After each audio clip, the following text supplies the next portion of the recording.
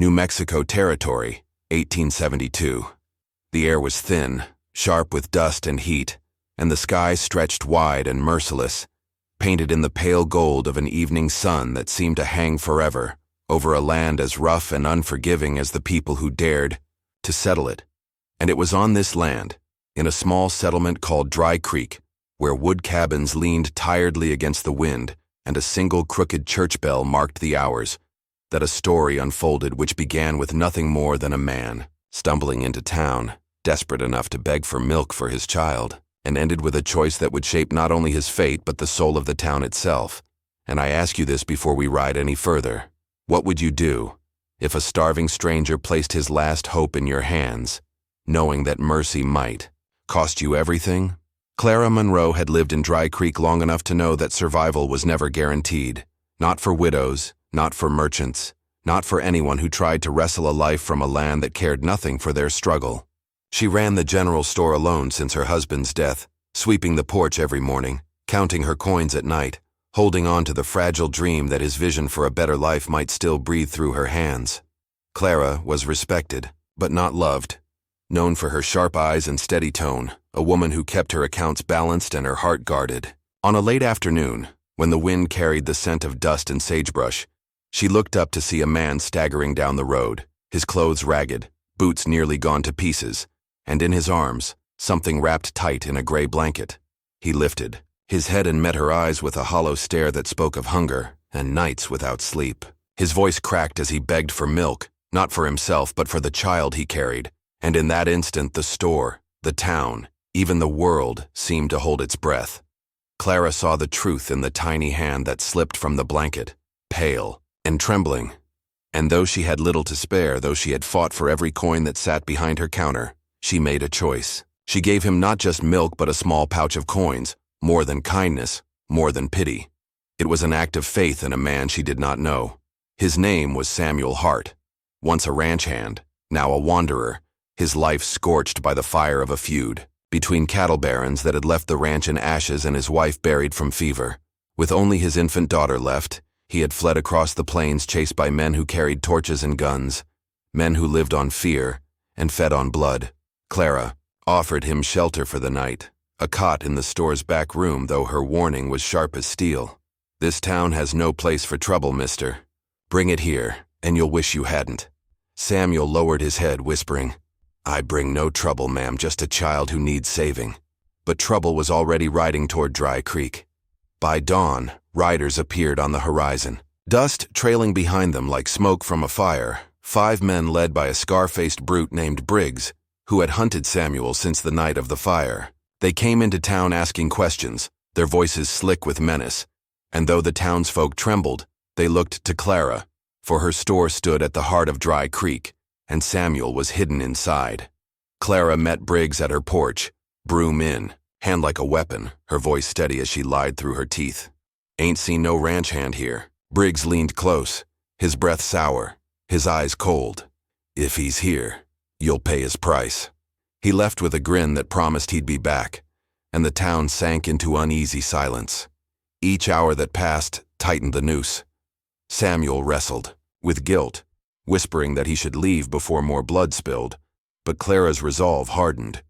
"If you run, they'll follow, and they'll keep burning until nothing's left. We stand, or we perish." Her words struck sparks in hearts, long dulled by fear.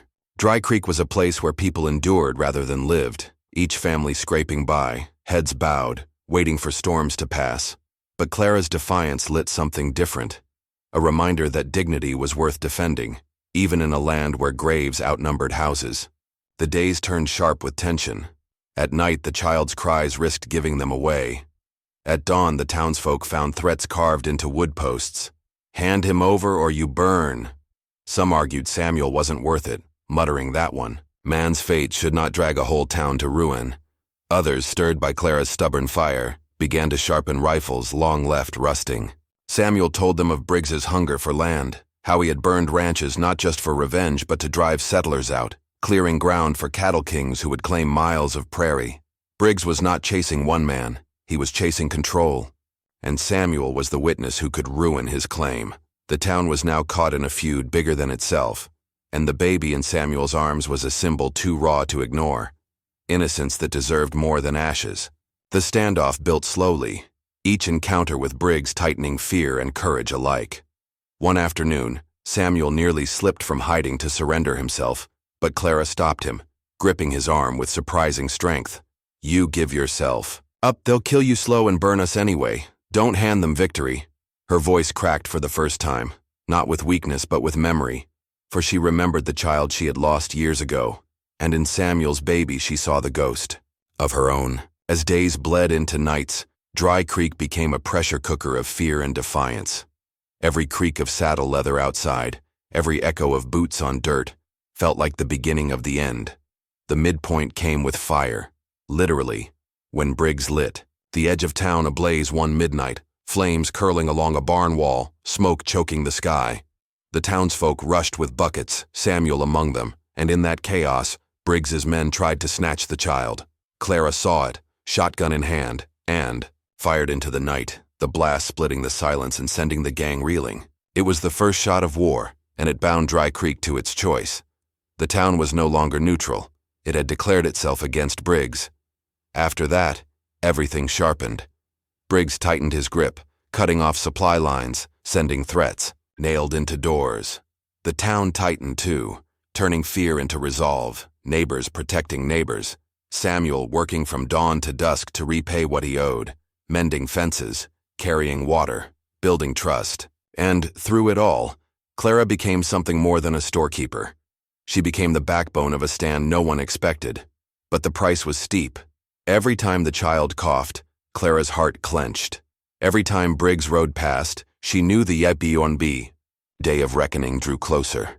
And it came at last under a swollen moon, when Briggs brought his full gang to Dry Creek, guns gleaming, torches burning, intent on making an example. Shots cracked, windows shattered, and the town became a battlefield. Farmers with pitchforks fought beside shopkeepers with rifles, each heartbeat a gamble. Samuel fought like a man with nothing to lose but everything to save, and Clara, steady as stone, held the line at her store, shotgun leveled, voice ringing out, "This town don't belong to men like you." The climax was brutal and raw. Briggs cornered Samuel, the child wailing in the smoke, and for a moment it seemed the gang's victory was certain. But Clara's shot rang true, and in the confusion the townsfolk surged, overwhelming the outlaws not with numbers, but with unity. Briggs fell, not by one hand but by many, a symbol of tyranny broken by ordinary courage. When dawn came, Dry Creek stood scarred but unbroken. Samuel, no longer a fugitive, became part of the town's fabric, working the land, raising his child with help from those who had risked everything for a stranger. Clara, though still carrying her grief, found in that baby's smile a flicker of healing, a reminder that mercy, even when costly, was never wasted. And so the lesson lingered long after the gunfire faded, that sometimes the smallest act of kindness, a bottle of milk given to a desperate father, can spark a chain of events that saves not just one life but the spirit of a whole town. Thank you for watching this tale of grit and mercy. If the story of Dry Creek touched you, please subscribe, and tell me this. If a stranger begged for help in a land as harsh as the frontier, would you risk everything to answer? Keep your boots ready and your heart steady, because more Wild West legends wait for you here on Western Stories.